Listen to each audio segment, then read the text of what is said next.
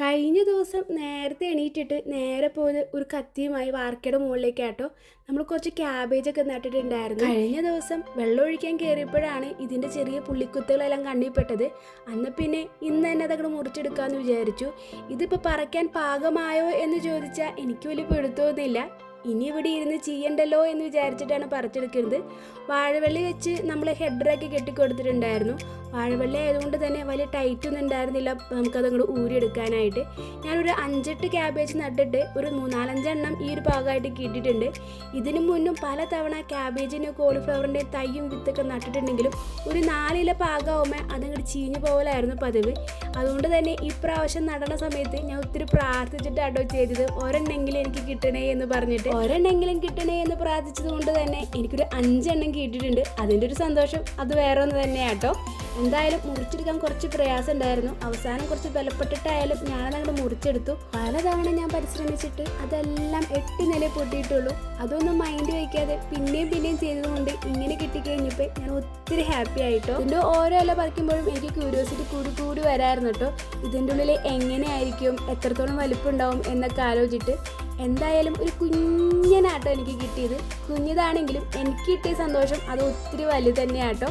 എന്തായാലും ഒരു 4 എണ്ണം ഞാൻ പറിച്ചെടുത്തിട്ടുണ്ട്. പിന്നെ ഒരെണ്ണം അവിടെ തന്നെ നിർത്തിയിട്ടോ. എല്ലാം കുഞ്ഞിതാണെന്ന് കണ്ടു കഴിഞ്ഞപ്പോൾ ഇനി സമയമായിട്ടില്ലെങ്കിലോ എന്ന് വിചാരിച്ചിട്ടാണ് ഒരെണ്ണം അവിടെ നിർത്തിയത്.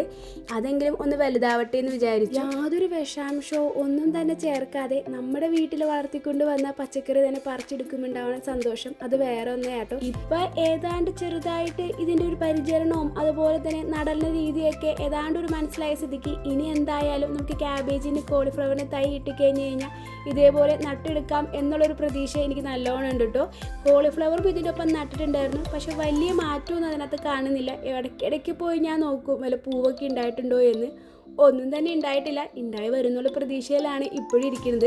അങ്ങനെ ഒരെണ്ണെങ്കിലും കിട്ടണേ എന്ന് പ്രാർത്ഥിച്ചു തുടങ്ങിയ എൻ്റെ ക്യാബേജിൽ നിന്ന് ഒരു 4 കുഞ്ഞൻ ക്യാബേജായിട്ട് എനിക്ക് കിട്ടിയത്. ഈ 4 എണ്ണം ചേർത്ത് വെച്ച ഒരു ചെറിയ തോരനുള്ളതൊക്കെ ആയിട്ടുണ്ട്. ഒരെണ്ണം അവിടെ നിർത്തിയിട്ടുണ്ട് കേട്ടോ. നമ്മൾ കോളിഫ്ലവർ പറഞ്ഞില്ലേ, അതിന് പ്രത്യേകിച്ച് പൂവൊന്നും കാണുന്നില്ല എന്ന്. ഇതേ കണ്ടോ, ഞാൻ എന്നും വന്ന് നോക്കും, പക്ഷെ പൂവൊന്നും കാണില്ല. ആ ഒരു പരിഭവമൊന്നും ഞാൻ കാണിക്കാതെ നല്ലോണം വെള്ളവും വളമൊക്കെ ഇട്ട് കൊടുക്കും കേട്ടോ. പറിച്ചെടുത്ത ഇലകളെല്ലാം ഞാൻ അപ്പുറത്ത് ഒരു ബക്കറ്റിൽ ഇങ്ങനെ കൂട്ടി വയ്ക്കും. എന്തായാലും അത് വളമൊക്കെ തന്നെയാണല്ലോ. വളമായി കഴിയുമ്പോൾ അത് മറ്റ് പച്ചക്കറികളുടെ ചോട്ടിലങ്ങോട്ട് കൊണ്ടുവന്നു. തക്കാളി കൃഷി ഏതാണ്ട് കഴിയാറൊക്കെ ആയിട്ടുണ്ട്. നല്ല വെയിലൊക്കെ ഉള്ളതാണോ എന്ന് അറിയില്ല. പെട്ടെന്ന് ഫംഗസ് വരെയും കരിഞ്ഞു പോവുകയൊക്കെ ചെയ്തു. അപ്പോൾ ആ ഭാഗം ഒന്നങ്ങോട്ട് വൃത്തിയാക്കി. പിന്നെ നമ്മുടെ വെള്ളരി പെട്ടെന്നാട്ടോ ഉണങ്ങിപ്പോയത്. എന്താണെന്നറിയില്ല, കുറേ കായൊക്കെ പിടിച്ചിട്ടുണ്ടായിരുന്നു. ഒരു കുഞ്ഞൻ തക്കാളിയും അതിൽ നിന്ന് എനിക്ക് കിട്ടിയിട്ടുണ്ടായിരുന്നു. അപ്പോൾ എല്ലാവർക്കും ഹാവ് എ നൈസ് ഡേ.